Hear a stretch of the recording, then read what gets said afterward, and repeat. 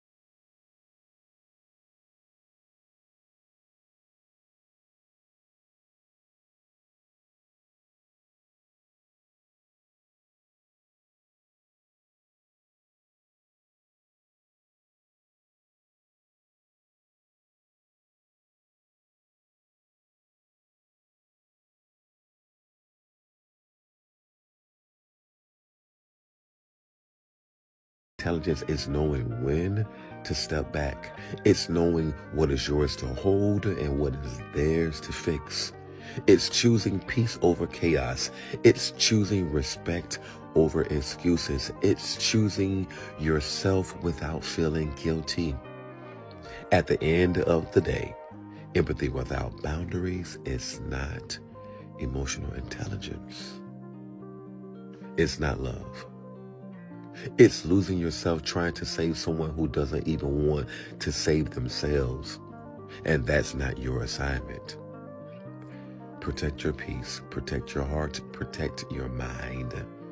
Now that's emotional intelligence. You're cold. Not because that's naturally who you are, but because that's how you were made. You see, they thought that your kindness was weakness. They thought that your smile was an invitation for them to take advantage of you. And ultimately, they thought that they could treat you like all the rest. So now, you're a little cold. Not angry, not bitter, just a bit distant. Because from now on, you realize that the only people who really deserve to receive your kindness, to receive your softness, and to receive all that beautiful energy that you have are the ones who would gladly give it to you. Man, when people start to realize that you can see straight through them, they naturally start to keep their distance. Not because you did anything wrong, but your discernment make it hard for them to hide behind their fakeness. Some people are only comfortable around those who won't question their behavior or pick up on their energy. So when they sense that you picking up on all that, they remove themselves. But don't take it personal, because being able to read intentions and feel energy shifts is a gift, honey. And not everybody is ready to stand next to somebody who can see so clearly. So remember, it ain't you, it's them. All you doing to being you, they just can't take that you can see straight through the BS. And part of you feels bad about it because you can feel it. They can feel that you can feel it. And now the vibe is weird. But here's what I had to learn the hard way. That ability, that's not something to apologize for. That's awareness. You want to know when someone really starts to hate you? It's not when you argue, and it is not when you leave. It is when they realize that you see them clearly. You see past the charm, past the fake humility, past the little nice act that they put on for everyone else. And the moment they understand that you are not fooled, that you are not buying the story any longer, that you can clock the manipulation without saying a word, oh, that is when the energy completely shifts. Because now you are dangerous. Not loud, not dramatic, just aware. And awareness threatens people who survive off of control. They don't hate you because you are wrong. They hate you because you recognize the pattern. You saw the cracks in the mask. They worked so hard to glue. And when it falls apart, that stings their ego most. They underestimated you and they thought that you were easier to play, easier to silence, and easier to bend, but you were not. So now instead of controlling you, they resent you. Listen to me. If someone switched up on you after you started seeing clearly and through them, that is not coincidence, friend. That is exposure. And exposure always makes the guilty uncomfortable. Stay sharp, stay grounded, stay consistent, and stay unbothered. If this hit, drop aware in the comments and follow a golden way for more real talk on narcissistic abuse, behavior, and healing. Because around here, friend, we are healing out loud. And until next time, stay sofa strong. You didn't shut down because you're cold. You shut down because you got tired of being let down. You don't hate people, you just don't trust easily anymore. And that's not bitterness, that's boundaries. You've learned that giving people the benefit of the doubt costs you your peace, your energy, and your voice. So now you move different. Not because you're heartless, because you found out what your heart is worth. And now it's your time. You're no longer settling for crumbs. You're attracting better because you've become better. You're not closed off, you're protected. And the right people won't make you question that. Outgrowing people hurts more than people talk about, because you're not losing strangers. You're losing versions of yourself. Some people only know the old you, the you that tolerated more, the you that stayed quiet. And when you grow, they call it distance. They call it change. But it's not ego. It's evolution. You didn't become cold. You became aware. And not everyone can go where you're headed. That doesn't make you wrong. It just means you're growing. Some people call it intuition. Some call it pattern recognition. Some people with ADHD or that hyper-aware brain just pick things up faster. Whatever you call it, it's real.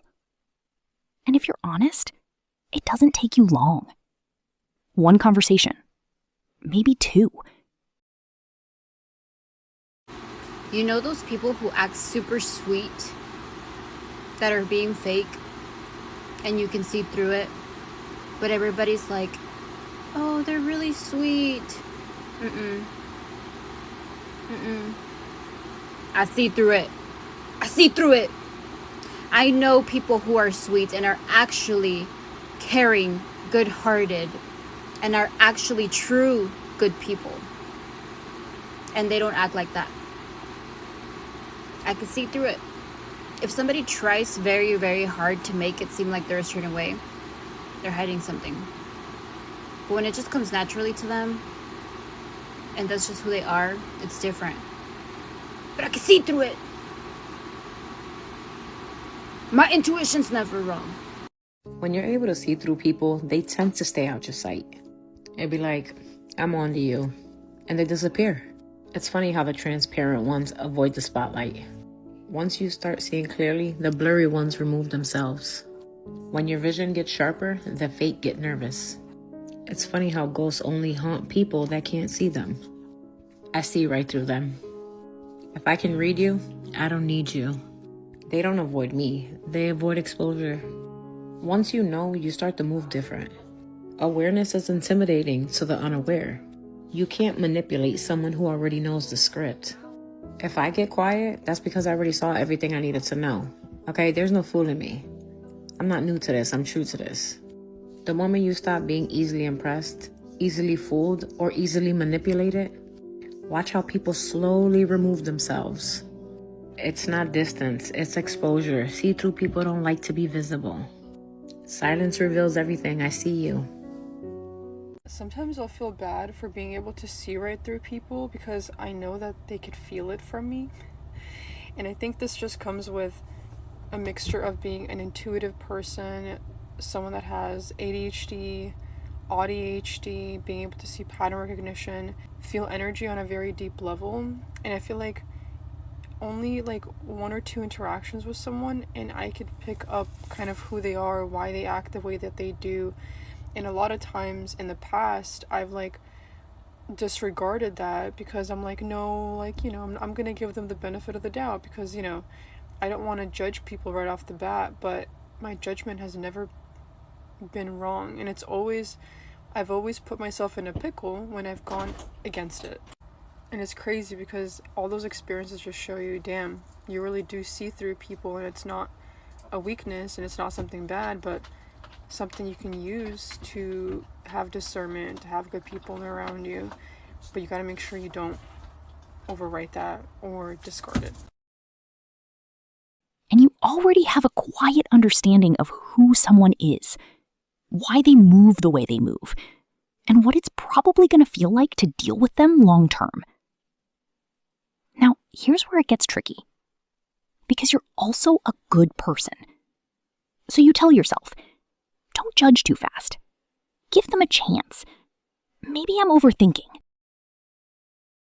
Get rid of every single person in your life that's using you. The people that only call you when they need something, or you know the ones. They're silent for months, and they're going to send you a text, they're going to send you a DM, your phone's going to light up because they need a favor, they want advice, they need some emotional support, and you answer because you're nice. You don't want to seem cold, right?